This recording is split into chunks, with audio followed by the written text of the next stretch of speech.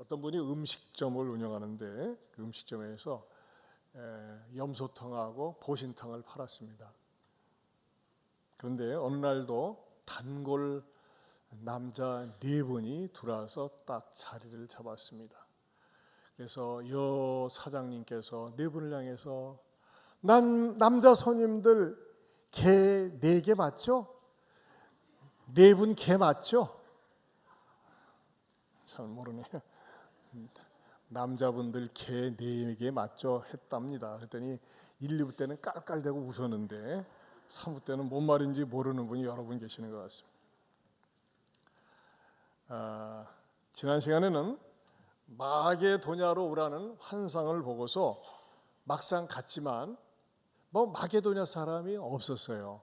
아무도 마중 나오는 사람도 환영해 주는 사람도 없었습니다. 그리고 로마의 그 식민지는 화려한 성 빌립보성에 들어가서 이들은 주눅들 수밖에 없었습니다. 그런데 그 외적인 환경이지만은 그것에 주눅들지 않고 기도처를 찾으면서 유럽 선교의 단초가 마련될 수 있다는 것에 대해서 말씀을 드렸습니다. 오늘은 그 기도처가 끈이 되어서 루디아를 만나게 된 사건을 전하고자 합니다. 그래서 오늘 설교 제목을 루디아 한번 따라서 하실까요? 루디아. 예, 감동이 앞에 감탄사가 있습니다. 오늘과 다음 주에 이어서 말씀을 드리려고 합니다. 먼저 오늘 본문을 통해서 주시는 우리들에게 굉장히 귀한 교훈이 있습니다. 찾으면 길이 있다. 찾으면 길이 있다. 뜻이 있으면 길이 있다. 그런 말도 있죠. 찾으면 길이 있습니다. 여러분, 우리 그리스도인들에겐 말이죠, 세상 사람들이 잘 모르는 영적인 그 전략이 있습니다. 비밀 병기가 있습니다. 그게 뭔지 아십니까? 그것은 바로 구차뚜라고 하는 병기입니다. 구차뚜. 구하고 찾고 두드리면은 길이 열린다는 것입니다. 바울 일행은 구했습니다. 하나님, 어디 가서 사람을 만날 수 있을까요? 사람을 만날 수 있는 장소를 허락해 주십시오.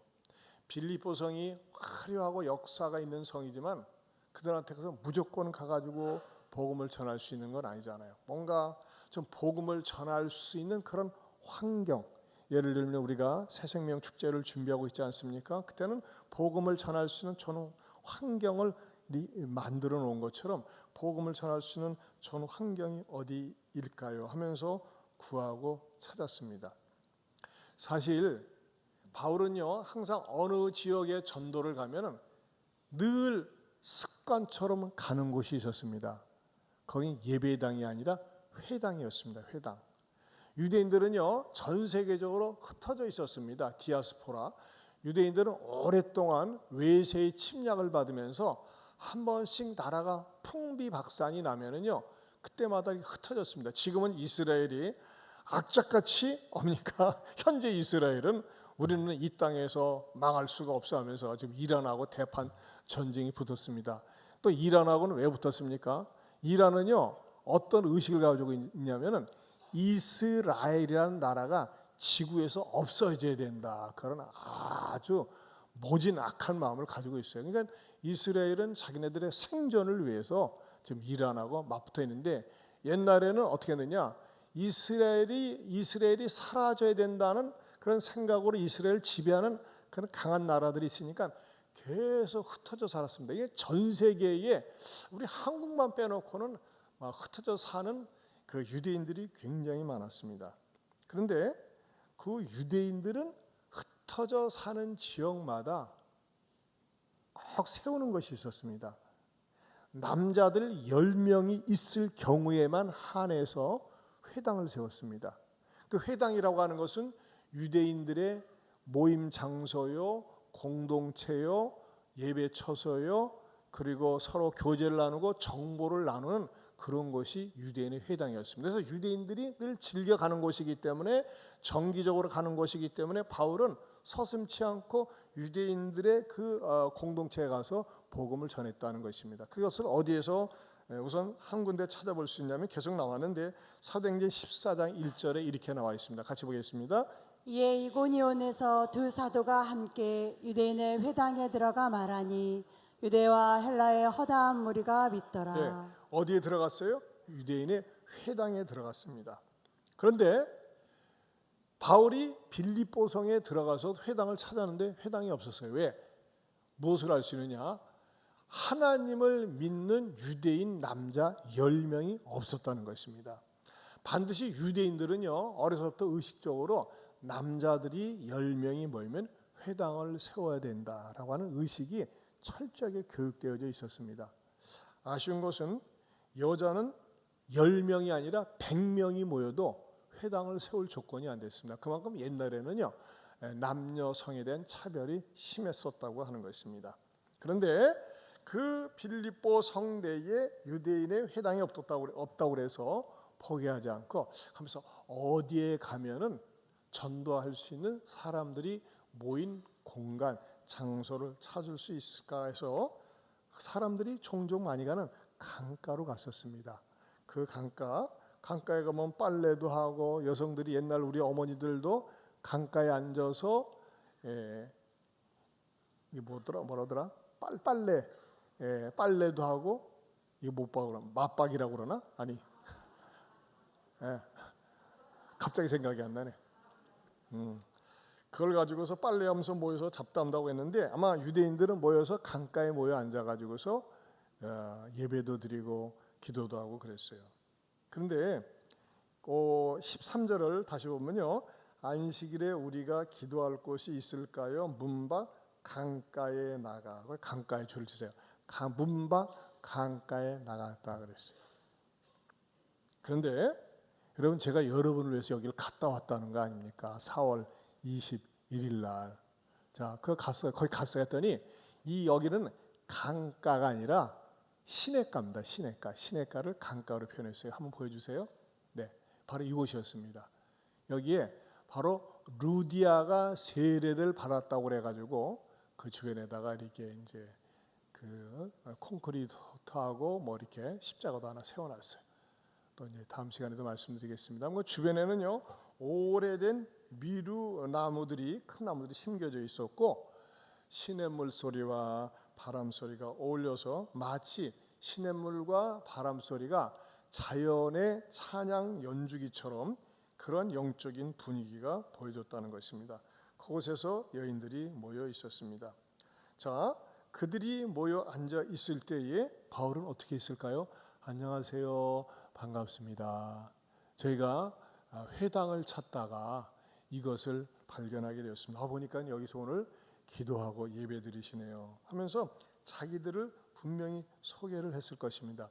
우리들도 하나님을 믿는 사람들인데 여기에 오게 된 게 우리가 투르키에서 돌고 돌다가 그 다음에 트로아에서 배 타고 이곳에 와서 회당을 찾다가 없어가지고 기도할 만한 것이 있는가 찾다가 여러분을 만나게 되었네요. 얼마나 반가운지 모릅니다. 여러분, 이 루디아와 같이 있는 여인들을 만나기 위해서 그동안에 대략 몇 킬로미터나 걸었는지 아십니까? 성경학자들은요, 약 2,000킬로미터를 걸었대요. 잘 감이 안 잡히십니까? 2,000킬로미터. 서울에서 부산까지의 거리가 400킬로미터입니다. 평양까지의 거리가 800킬로미터입니다. 그러면은 800킬로미터니까 2,000킬로미터는 뭐예요?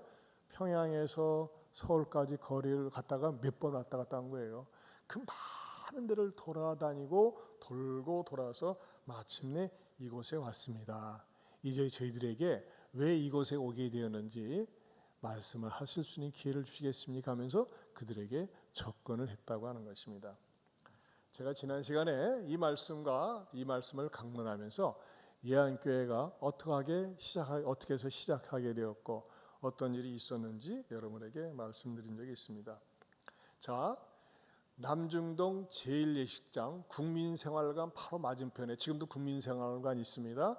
지금은 예식장은 없습니다만 그냥 빌딩 건물만 있어요.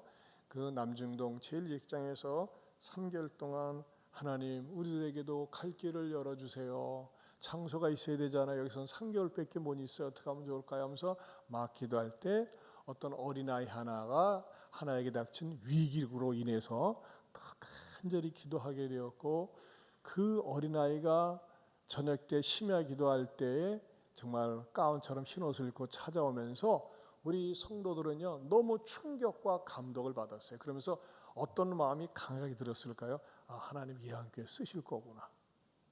큰 확신이 들었어요.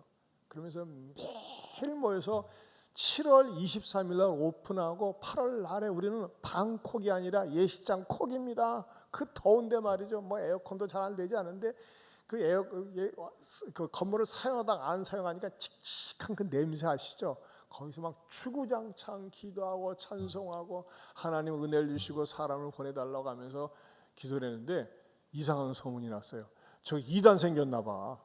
예식장에서 맨날 노래하고 찬양하고 기도하네 하면서 말이죠. 막 사람들이 막 손가락질하고 그랬었어요. 이단 생겼다고. 우린 2단이 아니라 1단입니다. 1단. 예수님만 믿는 1단인데 그런데 말이죠.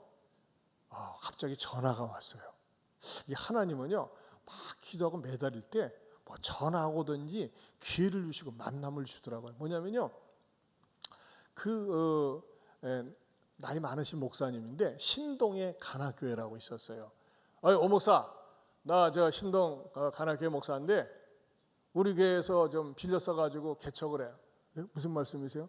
목사님 목회하는 나 목회하는데 나는 교인도 얼마 되지도 않으니까 난 1층에서 이렇게 식당에서 이렇게 모여서 할 테니까 2층 거의 한 70평 됐어요. 거기서 자네가 쓰게. 어이구 얼마 동안요? 한 3년 동안 써. 그 보증금 6천에 월세 200만 내고 써. 그러는 거예요. 우리는요 남중동 제1예식장에서 딱 3개월이 우리의 유효기간이 끝나요. 근데 거기서 3년 동안 쓰라고 하니까 이건 뭐 할렐루야 놀렐루야 아니겠습니까? 아유 목사님 감사합니다 하면서 말이죠. 우리가 이제 거기서 가려고 이사하려고 다 이제 뭐 보름 남겨놓고 이삿짐을 다 꾸미고 있었는데 갑자기 전화가 왔어요. 목사, 예, 나 기분 나빠서 계약 취소해야 되겠어. 뭐 때문에 기분 나쁘세요? 우리 교회 몇몇 집사님들이 가서 그래도 그 예배당인데 우리한테 빌려주겠다고 하는 계약서를 써야 되지 않겠느냐. 구두로 하지 말고 계약서라는 걸 써야 되지 않겠습니까? 그래도 보증금을 주고 월세 얼마 낸다는 계약금. 아니 목사 말을 못 믿고 그런 걸 써달라고 그래? 이 양반요 굉장히 무식이 출장 간 분이에요 완전히. 그래가지고요 써달라고 하면 당연한 것 같은데 목사님 그리 되는 거 아니야? 목사도 같구만. 기분 나빠서 계약 못하겠어 하면서 계약을 취소하는 거예요. 목사님 우리가 이거 갈 데가 없어요. 거기 가려고 다 준비를 했는데 이 마당에 와서 취소하면 우리는 어떡합니까 하면서 말해 통사정을 했더니 그래? 그럼 계약이 변경됐어. 보증금 6천에 월세 300 내 그러는 거야. 그리고 1년만 써 그래요. 원래 3년 쓰기로 계약을 수의 계약을 한 거거든요. 그렇게 얘기하는 거예요. 이야, 뭐 제 입에서 말이죠. 막 거친 말이 나오려다가 꾹꾹 참고 어떻게 우리가 약자인데 을인데 그래가지고 들어가는데 거기에 들어가는데요. 왜 이렇게 시간은 빨리 가? 1년이 끝나면 우리는 나가야 돼요. 원래는요 꽉 들어가니까요 우리 개척교회 하면서 70평 좋더라고요. 하나님 어떤 기도했냐면 하나님 요걸 우리에게 주시옵소서 요 예배당이면 우리가 개척하는데 충분하오니 주시옵소서 그러는데 하나님은 안 된다 하시는 것 같아요. 그러니까 그런 위기가 찾아왔어요. 근데 사실은요 그 교회당은 지금도 가보면요 이제 지금은 다른 가게로 바뀌었지만은 지금도 딱 주차는 한 대밖에 못 해요.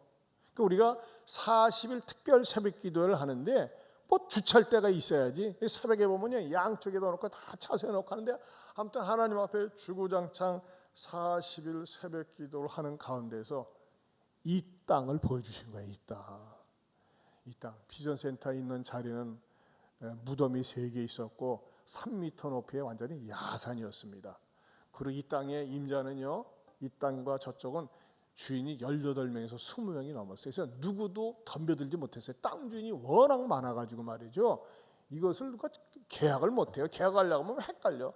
근데 우리는요 땅 주인을 찾아다니고 다니면서 한 평씩 이 땅값이 다 달라요. 다 달라. 그래가지고 저 바깥에 훤히 보이는 데는 더 비싸고 해가지고 아무튼 뭐 땅값도 다 지불 못하고 부분만 해가지고 하는데 그러면서 먼저 우리가 이제 저 비전센터 그쪽 자리에 땅을 매입을 하고 그다음에 비전센터를 짓고 그다음에 이 땅을 매입을 이 땅 속에는 말이죠 원래 숲이 우거져 있었습니다. 근데 그거 하기 전에 제가 속한 호남 포럼이라고 호남에 훌륭하신 목사님들이 모여서 우리 교회를 방문했길래 목사님 우린 예배당 지려고 하는데 돈도 없고 사람도 없는데 기도 좀 해주세요 해가지고 모여서 간절히 기도를 해주셨습니다. 이렇게 모여가지고 저쪽에 지금 저 자리는 2주차장 자리입니다. 그 맞은편에 지금 나무 숲이랑 보이죠? 이렇게 나무들이 우거져 있었어요. 그 자리가 바로 예배당 자리예요. 그리고 나서 그 다음 장면 보여주시면요, 보세요. 그냥 그 저쪽에는 이렇게 또 정원처럼 가꿔졌잖아요. 왜 정원처럼 가꿔졌냐면은 저희 교회가 그때 돈이 없어가지고 예배당을 지려고 하는데 뭐 건축 자금이 있어야지. 그래가지고 땅을 방치했더니 시에서 연락이 왔어요. 아니 땅을 사놓고 나서 용도 변경을 해가지고서 예배당을 짓든지 뭐든지 써야 되는데 왜 내비로 두느냐? 이것은 불법이다 하는 거예요. 그러면서 과징금을 때리겠다는 거예요. 그래가지고 저기다 뭐냐면 그러면 과징금 또 맞을까봐 나무를 갖다 이렇게 심어놓은 거예요. 이렇게 정원처럼.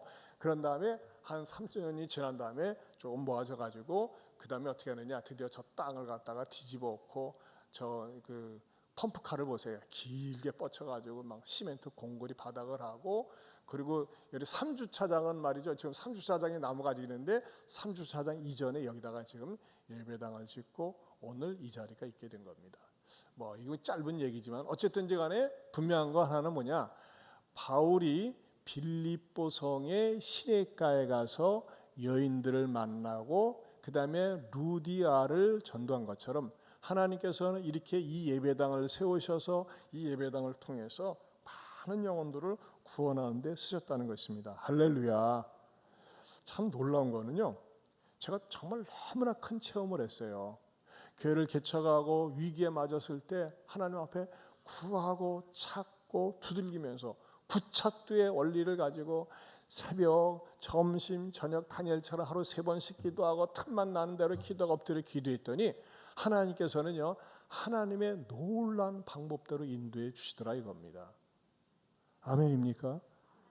여러분, 저는요 신동에 있는 간악교회당 들어섰을 때 그 자리에 3년 쓰라고 했을 때 그 기도했다니까요. 주여 이 예배당 우리가 하나님이 쓰면 좋겠습니다. 그렇게밖에 기도. 저는 속이 좁아가지고 그릇이 크지 못해가지고 그냥 믿음도 적고 그래가지고 했는데 하나님은 아니다.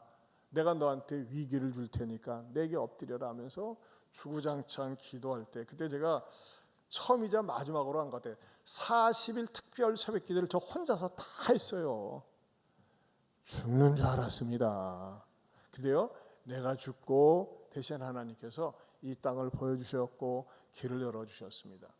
여러분, 제가 올 초에도 여러분에게 말씀드렸던 시편 118편 5절 암송 말씀, 어떤 말씀입니까? 내가 고통 중에 여호와께 부르짖었더니 여호와께서 응답하시고 나를 넓은 길로 세우셨도다.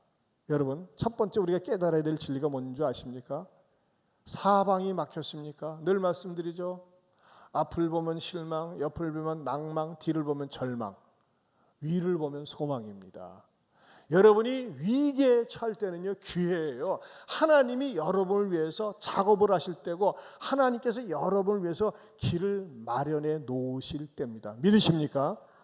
이것을 체험해보지 않으니까 모르는 거예요. 저는 체험을 너무나 생생하게 했어요. 그 현장이 바로 여기입니다. 그래서 저는 말이죠, 이렇게 기도합니다. 하나님, 우리 예안교회 등록하고 예안교회에서 신앙생활하는 분들에게 이런 복을 주시옵소서, 이런 목회의 복을 주시옵소서. 때로는 막히고 답답하고 절망 가운데 있지만 하나님 앞에 매달리고 기도하였더니 하나님께서 구하고 찾는 자에게, 두드리는 자에게 길을 열어주시는 그 복을 여러분 모두에게 주시기를 바랍니다. 아멘 하는 분은 그런 복을 받을 줄로 믿습니다. 아멘 안 하는 분은 늦게 옵니다. 여러분, 제가 체험한 하나님, 제가 믿는 하나님은 시퍼렇게 살아계세요. 그리고 당신의 자녀들이 생고생하는 것, 오랫동안 하는 거 원치 않으세요. 반드시 뜻이 있으세요. 반드시 합력해서 선을 이루십니다. 이 믿음을 가지시기를 축원합니다. 축원합니다. 현장에 여러분 늘 말씀. 저는 교회 개척할 때요 아무런 자부심이 없었어요. 근데 하나님께 매달리고 기도했더니 여러분 제가 어떻게 이 넓은 평수, 넓은 주차장, 좋은 교육관, 예배당을 이렇게 할 수 있습니까? 제가 제 동기 목사님들, 아니 어떤 목사님들은 그래, 익산에 660개 교회가 있대요. 어느 장로님은 다른 교회 장로들이 아마 목사님처럼 목회의 복을 받은 분이 거의 없을 거라고, 호남 쪽에서. 그건 사실이고 진실입니다. 예수님이 부활하신 것이 진실인 것처럼 저들이 이게 목회의 축복을 받은 게 사실이고 진실입니다. 근데 여러분 이거 아세요? 교회가 복을 받으면 성도들이 복을 받습니다. 아멘입니까? 교회가 복을 받으면요, 그 교회의 물결을 따라서 순종하며 살기 때문에 복을 받는 거예요. 여러분, 저는 이런 복을 여러분들이 받을 수 있기를 축원합니다. 두 번째는요, 말하면서 복음을 전했다고 하는 것입니다. 자, 보세요. 13절을 다시 보면요, 안식일에 우리가 기도할 곳이 있을까요? 문 밖 강가에 나가 거기 앉아서 모인 여자들에게 뭐 하는데? 말하는데. 여러분, 무슨 말을 했겠어요? 농담 따먹게 했겠어요? 어머나 이쁘네요, 잘생겼네, 그런 말 했겠어요? 무슨 말 했겠어요? 아, 여기 볼리버섯 우리 처음 하는데요, 여기 유명한 관광지가 어딥니까? 여기 맛집이 어딥니까? 그런 거 물어봤겠습니까? 아니에요. 바울은요, 이들에게 말을 하면서 어디로 풀어갑니까? 복음으로 풀어가는 거예요. 그래서 여기 말한다는 이 동사가요, 다른 말과 달리 문법적으로 헬라어의 문법 시제가 미완료 과거형입니다. 이 말은 무슨 말이냐면 계속해서 반복해서 알아듣기 쉽도록 계속해서 얘기했다는 거예요. 무엇을 얘기했을까요? 복음을 얘기했을 것입니다. 하나님의 말씀을 얘기했습니다. 제가 여러분 이 말씀을 준비하면서 여러분들에게 한 가지 알려드리고 가르쳐드리고 싶은 게 있어요. 여러분들도 이게 어디 다니다가 어디 살다가 어디 모임 갔다가 있다 보면 종종 전도자들을 만날 겁니다. 그렇죠? 다른 교회 전도자들. 그러면 여러분 다른 교회 전도자들을 만나면요, 모른 척하고 무시하지 말고 아유 수고하십니다, 감사합니다, 귀한 일 하십니다, 교회 다니세요? 네, 예안교회 다닙니다. 이렇게 좀 하세요. 왜? 제가 한 2주 전에 상처가 있어. 어떤 상처가 있나요? 제가 신흥공원에 목요일날 전도를 나갔는데 벤치에 세 여자가 딱 앉아 있더라고요. 그래서 안녕하세요, 저는 예안교회에서 나왔습니다. 예안교회 목사입니다. 혹시 예수 믿으십니까? 교회 다니십니까? 했더니 다녀요. 그래. 아, 그러세요? 감사합니다. 어느 교회 다니십니까?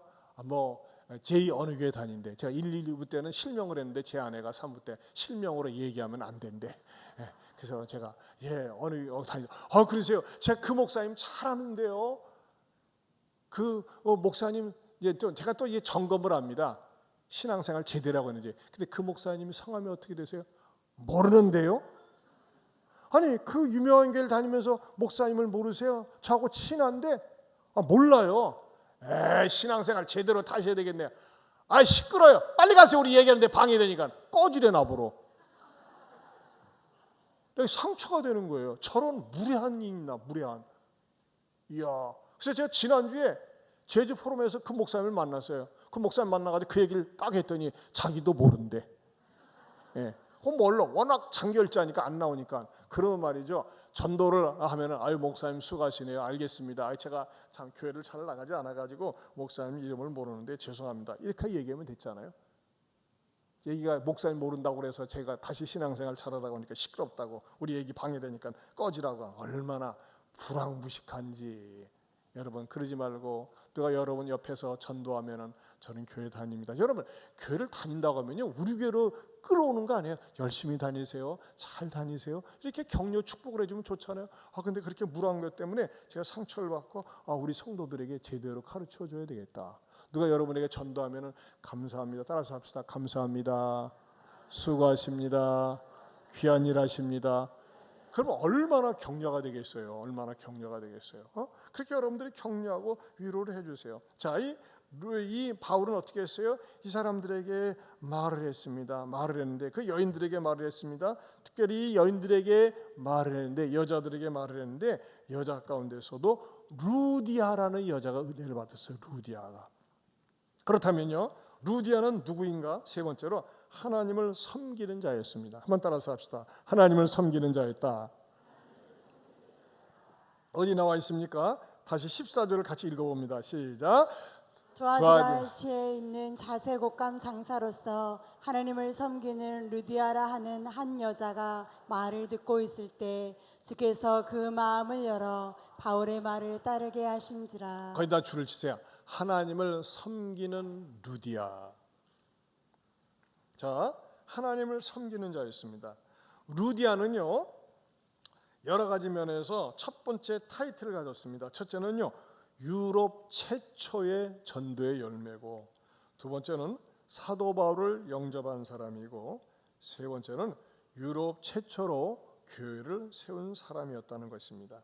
자, 그런데 이 마게도냐 지방에 있어서 이 루디아, 이 빌립보성에서 루디아는 상당한 위치에 있었습니다.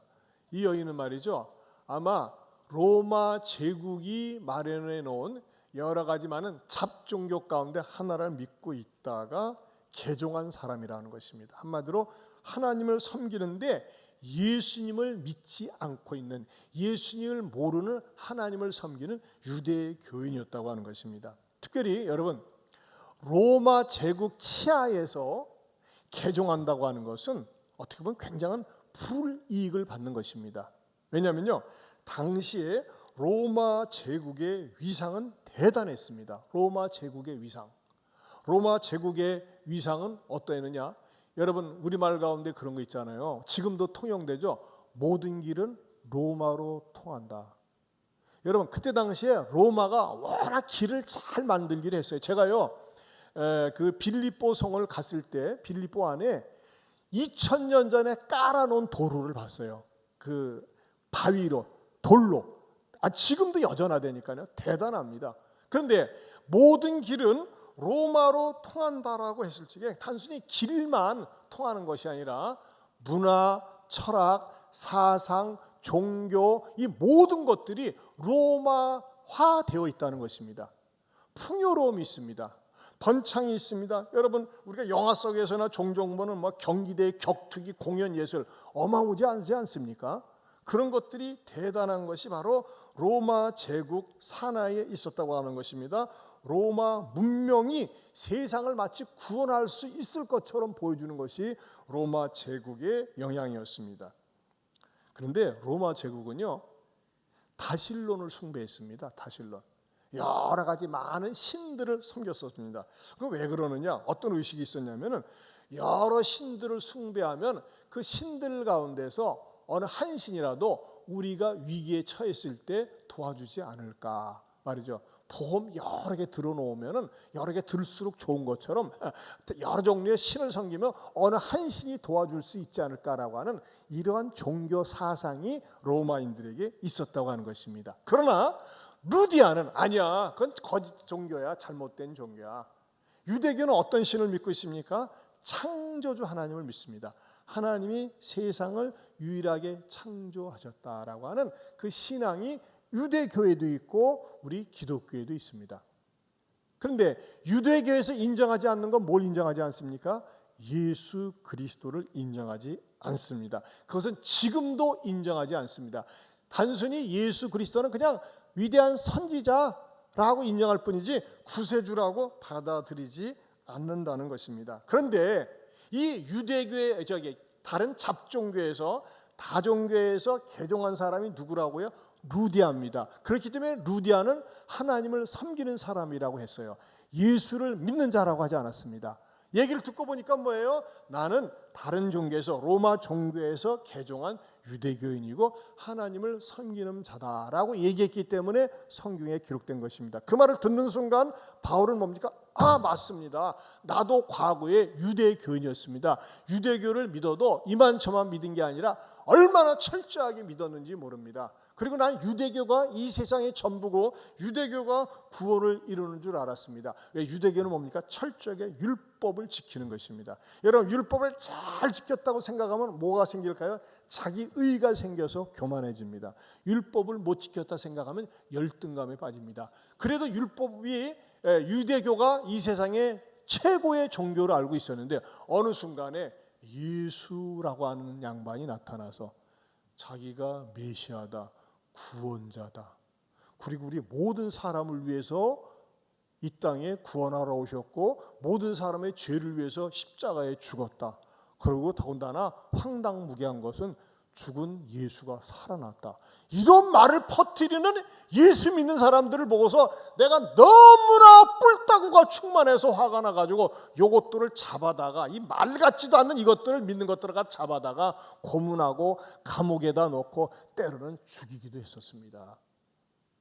그리고 또 이 일을 내가 제대로 행하기 위해서 담에색으로 정말 의협심을 가지고 예수 믿는 것들을 잡아다가 감옥에 툭 시키려고 가다가 대낮에 내가 그렇게 미워하는 예수가 나타나서 사울아 사울아 어째 내가 나를 핍박하느냐 음성을 듣고 그 자리에서 꼬꾸라지고 회개하고 예수님을 나의 구세주로 나의 하나님으로 믿으면서 제가 철저하게 회개하고 주님의 사도가 되어서 이렇게 복음을 전하러 여기까지 오게 된 것입니다. 그리고 당신도 유대교에서 머물지 말고 바로 예수님을 믿어야 됩니다. 예수님만이 진정한 구세주가 되시고 하나님이 되십니다라고 복음을 바로 바울이 전했다고 하는 것입니다. 그랬을 때 이 루디아의 마음속에는요. 그래도 경건한 여인이었는데 내가 유대교에서 믿는 하나님에서 가일층 더 나가서 참되신 예수 그리스도를 믿어야 되는구나 하면서 다음 시간에 말씀드릴 것입니다마는 세례를 받고 온전한 그리스도인이 된다는 것입니다. 그런데 여러분 우리가 한 가지 우리가 어떤 사람이 개종하고 회심하기 위해서는요 제대로 신앙생활하기 위해서는 잡종교에서 무신론에서 무종교에서 진정한 신앙인이 되기 위한 절차가 있습니다. 그건 뭐냐면요 네 번째로 듣게 해야 합니다. 듣게 해야 한다.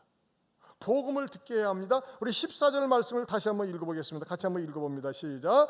두아디라 시에 있는 자색옷감 장사로서 하나님을 섬기는 루디아라 하는 한 여자가 말을 듣고 있을 때 주께서 그 마음을 열어 바울의 말을 따르게 하신지라. 자, 루디아라 하는 한 여자가 뭐 할 때요? 말을 듣고 있을 때 그랬습니다. 말을 듣고 있을 때. 여러분 중요한 건요 잘 들어야 돼요. 들어도 대충 들으면 안 됩니다. 그래서 이 듣는 것의 중요성을 이렇게 말씀하고 있습니다. 로마서 10장 14절에서 15절 17절 말씀 같이 보겠습니다. 같이 봅니다. 그런즉 그들이 믿지 아니하는 이를 어찌 부르리요 듣지도 못한 이를 어찌 믿으리요 전파하는 자가 없이 어찌 들으리요 보내심을 받지 아니하였으면 어찌 전파하리요 기록된 바 아름답도다 좋은 소식을 전하는 자들의 발이여 함과 같으니라. 그러므로 믿음은 들음에서 나며 들음은 그리스도의 말씀으로 말미암았느니라. 여러분 구원받는 사건은요 대리 쓱싹쓱싹 해가지고 뭐 비나이다 해서 되는 게 아니에요. 이 기독교는요 제대로 된 구원을 이루기 위해서는 반드시 아래의 단계가 필요합니다. 제대로 된 구원을 이루기 위해서는 아래의 단계가 필요하다. 뭐예요? 누가 보냄을 받아야 돼요. 여러분이 이 자리에서 누가 보냈잖아요. 그렇죠? 사람이 나한테 와야 돼요. 그 다음에 전파해야 됩니다. 전파, 복음을 전파해야 됩니다. 이거는요 전도자 입장이죠. 중요한 건 뭐예요? 가운데요. 들어야 돼요. 들어야 돼. 그리고 듣고 나서 믿어야 됩니다. 그 믿음의 내용은 뭡니까? 그리스도의 말씀이라고 하는 것입니다. 그런데 전도를 받는 피전도자에게 가장 중요한 게 뭘까요? 듣는 것입니다. 여러분 이 듣는 것은요 듣는 태도가 얼마나 중요한지 몰라요. 듣는 태도의 중요성. 여러분들이 여기 많이 앉아 있습니다만은 여러분 앉아 있는 분들이 다 똑같은 자세로 듣는 게 아니에요. 가만히 보면요 제가 분석을 해보니까 첫 번째로 어떻게 듣는 사람이야? 딴 생각하면서 듣는 사람이다. 딴 생각.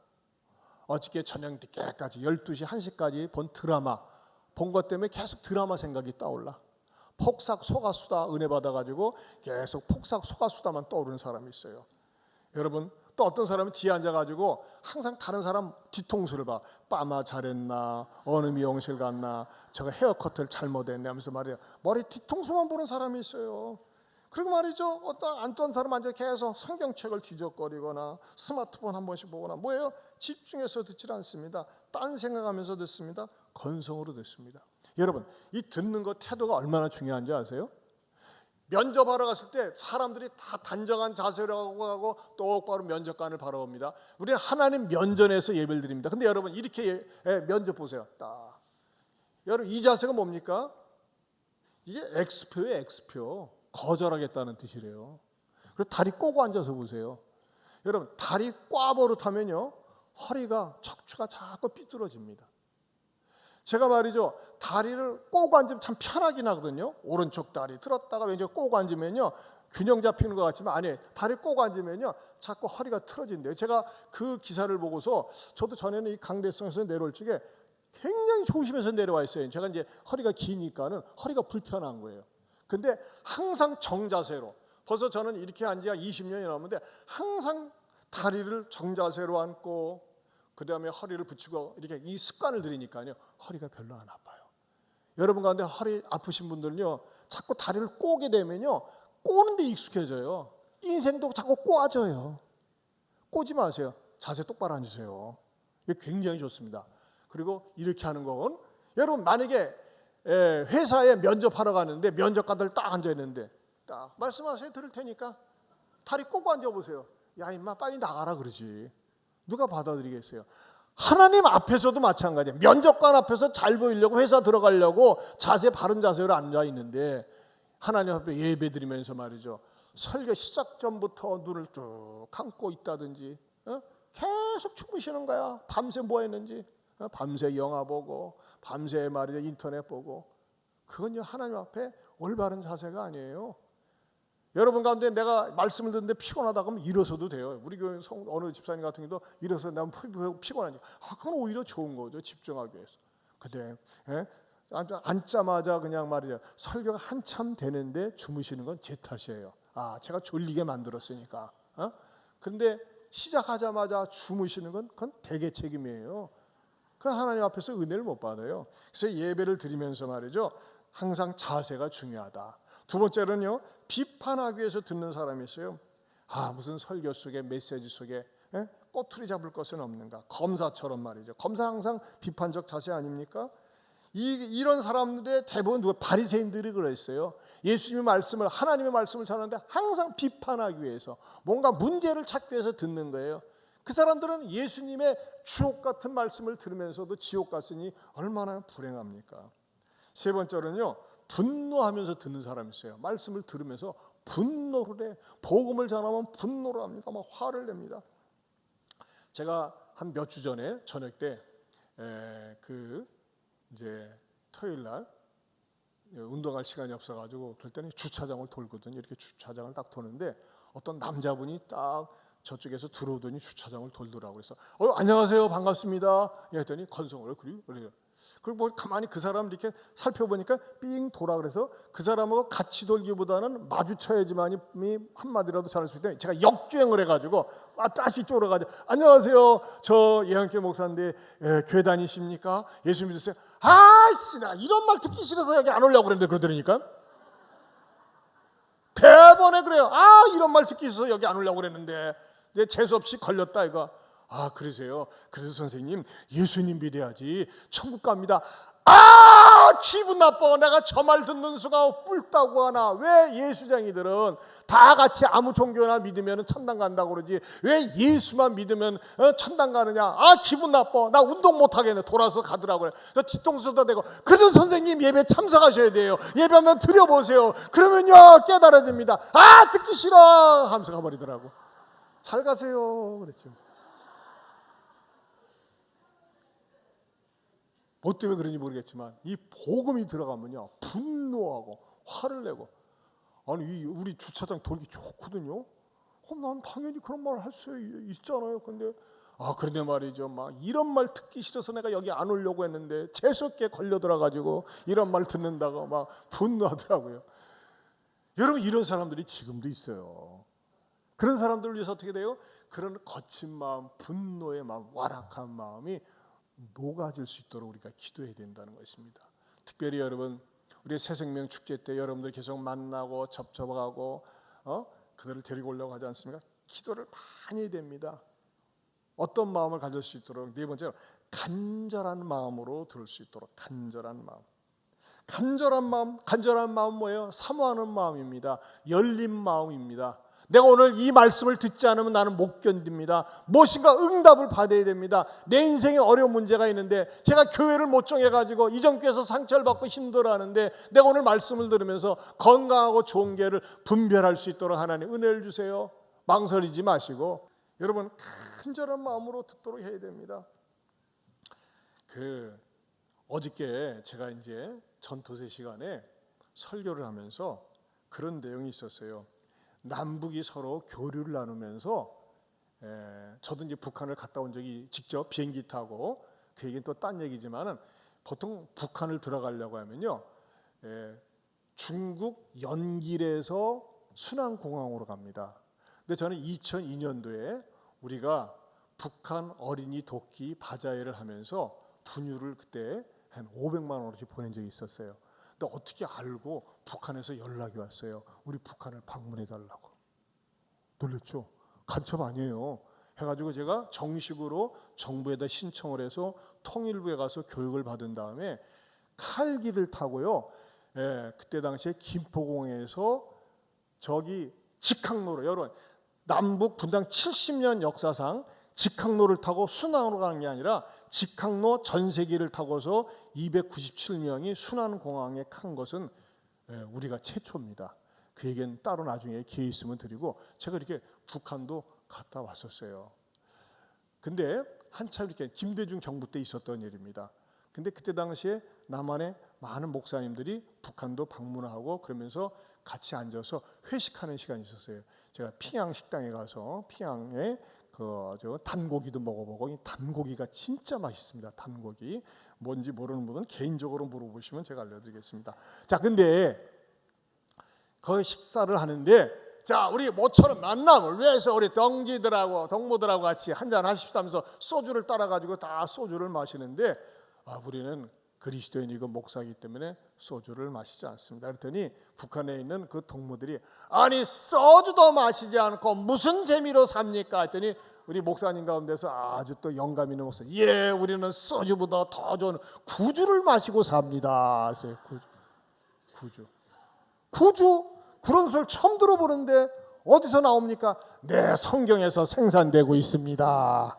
성경에서 구주가 흘러나옵니다. 그래요? 그러면서 그 목사님이 이렇게 참 분위기를 이끌었다고 그랬어요. 제가 이제 그 설교를 어저께 했는데 우리 어느 성도님이 목사님 나한테 자기 딸 푸사 사진을 보내준 거야. 초등학교 4학년인 박시은이라는 아이가 어저께 설교에 소주 말고 구주를 마시자는 것에 은혜를 받고 4학년짜리 푸사가 이렇게 글을 올렸어요. 보세요. 박시은 오직 나만의 술 구주. 이야, 초등학교 4학년 시은이에요. 얘는 뭔가 할 애입니다. 너무나 멋있는 것 같아. 야, 무슨 말이냐? 누가 물어볼 거 아니에요? 그래서 나만의 술 구주는 뭔 말이야? 그럼 또 전도도 하는 거고. 한번 따라서 나만의 술 구주. 소주 끊고 구주 마시기 바랍니다. 구주예요. 이런 마음이 무슨 마음이에요? 열린 마음이에요. 사모하는 마음이에요. 어린아이지만요. 이 시온이라는 아이는요. 정초에 뭘 했느냐? 전 특세 때 그때 경건 장학금을 받기 위해서 나온 게 아니라 자기의 말이죠. 2025년도에 자기의 소원이 개근하는 거야. 전토세 때. 매주마다 또 모든 폭립에 나오고 있어요. 야, 얼굴도 이쁘지만 믿음도 이쁘고 이런 애는요. 크게 쓰임 받습니다. 두고 보시라요. 제가 아주 장담할 수 있습니다. 여러분 이렇게 어른들하고 아이들 같이 나왔죠? 이 귀한 애들입니다. 우리 아이들 옆에 이렇게 앉아 있는데 박수 한번 쳐주세요. 얼마나 이쁜지 몰라요. 얼마나 이쁜지. 엄마 따라서 나왔어요. 물론 때로 그런 경우도 있어요. 주일학교 가기 싫어서. 그래도 뭐 여기라도 나오니까 좋은 거예요. 여러분 중요한 건 뭡니까? 여러분 중요한 말씀 드리고 싶어요. 이제 2주 후면 우리가 전도 집회를 합니다. 그분들이 마음의 문을 활짝 열고 은혜를 사모하면서 진리를 사모하면서 루디아와 같은 심경의 변화가 일어나고 유럽 최초로 교회를 세우는 아름다운 여인처럼 하나님 앞에 쓰임받을 수 있도록 여러분들이 미리 기도로 준비해 주시기를 바랍니다. 여러분 정리하겠습니다. 길이 막혔습니까? 구찾도 구하고 찾고 두들기세요. 예한교회가 그랬어요. 남중동 제1예식장 4층에서 3개월 시간이 다가가는데 어떻게 하면 좋습니까? 그냥 기도만 하는 거예요. 그러면서 찾고 두들기는데 전화가 와가지고 길이 열렸어요. 또 길이 열리는 줄 알았는데 3년 쓸 줄 알았는데 1년만 쓰라고 그랬어요. 또 다쳤어요. 또 기도했어요. 그때 하나님께서 이렇게 정말 넓은 곳을 인도해 주시고 얼마나 많은 영혼들이 구원받았는지 모릅니다. 사랑하는 성도 여러분, 저는 여러분 모두에게 구차뒤에 신비한 응답을 받을 수 있기를 축원합니다. 그러면서 우리는 때를 얻든지 못 얻든지 어느 곳에 있든지 복음을 전하고, 또 내가 복음을 전할 자신이 없으면 6월 29일 날 새생명 축제 때 초청해 와서 복음을 듣고 마음의 문을 열고 큰 구원의 역사가 일어날 수 있기를 주님의 이름으로 축원합니다. 축원합니다. 하나님 아버지 감사합니다. 루디아, 유럽 최초의 아름다운 그리스도인이 된 여인, 헌신한 여인, 또 전대의 열매인데 우리도 6월 29일 날 새생명 축제 때 믿다가 쉬고 있는 사람들, 신앙이 없는 사람들, 이방 종교에 빠져 있는 사람들, 그들을 초청해서 복음을 듣게 하고 구원 역사가 일어나는 놀라운 은혜스러운 아름다운 사건이 있게 하여 주시옵소서. 예수님 이름으로 기도하옵나이다. 아멘. 다 같이 일어서서 지극히 높으신 주 찬양하겠습니다.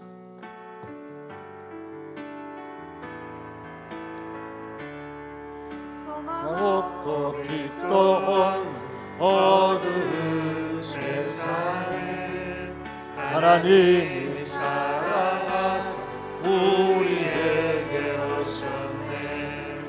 예언하신 약속대로 말씀이 이루신대요.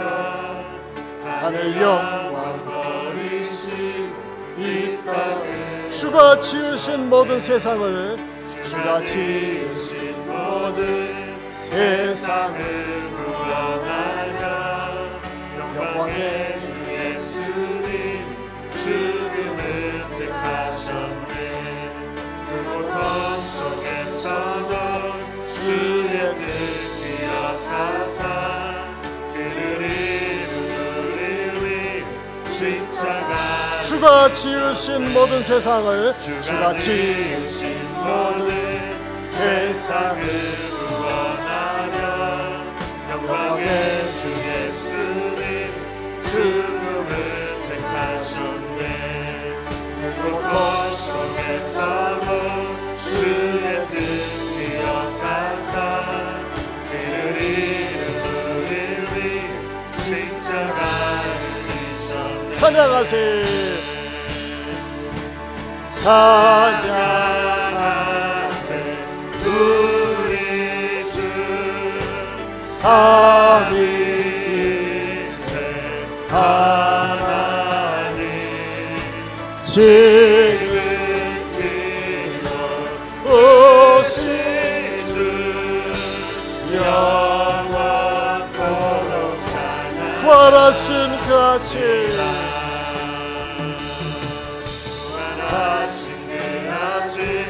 아침 무덤 열리고 죽임당한 어린 양 죽음을 이기셨네. 생명의 길 되시는 그리스도를 통해 아버지께 오는 자 모두 외롭게 주가 세우신 교회, 주가 세우신 교회 성령이 영원한 주의 복은 무너지지 않으리. 주의 보혈로 인해 나는 자유케 되네. 예수의 사랑으로 새 생명을 얻네. 두 손 들고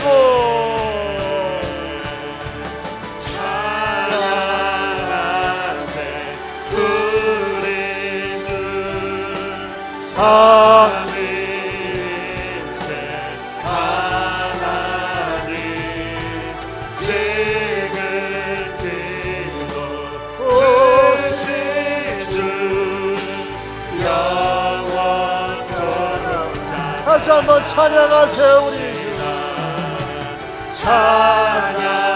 찬양하세 우리 주 삼위일체 하나님 신이시여 으신 주 영원 두 손을 높이 들고 찬양하세 찬양하세 우리 주 삼위일체 하나님 지극히여 오신 주 영원토록 다시 한번 찬양하세 찬양하세 우리 주 삼위일체 하나님 지극히여 오신 주 영원토록 우리 아낌없이 남자분들만 아낌없이 남자분들만 찬양하세 우리 주 삼위일체 하나님 지극히 높으신 주 영원토록 우리 자매들만 아낌없이 자매들만 목소리 높여서 찬양하세 우리 주 삼위일체 하나님 지극히 높으신 주 영원토록 찬양하세 모두 함께 찬양하세 찬양하세 우리 주 삼위일체 하나님 지극히 높으신 주 영원토록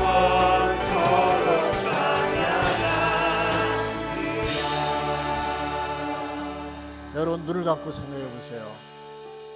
하나님께서는요 루디아 한 사람을 구원하기 위해서 투르키의 지역과 드로아를 떠나서 2000km를 돌고 돌다가 그 한 여인을 구원해 주시기로 하셨습니다.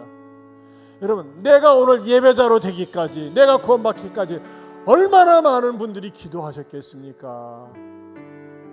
부모님들이, 이웃들이, 지인들이 내가 하나님의 사람 되기 위해서 눈물 뿌려가며 기도하는 거 보답해야 되지 않겠습니까? 보은해야 되지 않겠습니까? 하나님 내가 이렇게 하나님의 자녀가 되었는데 나 혼자만 누릴 수 없습니다. 나도 이 복음을 모르고 하나님을 모르고 사는 사람 내 이웃에게 전도해서 6월 29일 날 꼭 데려오기 원합니다. 그의 마음의 문을 열어주시고 간절하고 사모하는 마음을 갖게 해주시고 나에게는 용기와 담대함, 인내를 주셔서 끝까지 권면하고 설득할 수 있는 힘을 달라고 여러분 자신을 위해서 전도 대상자를 위해서 우리 주여 한번 부르고 기도합니다. 주여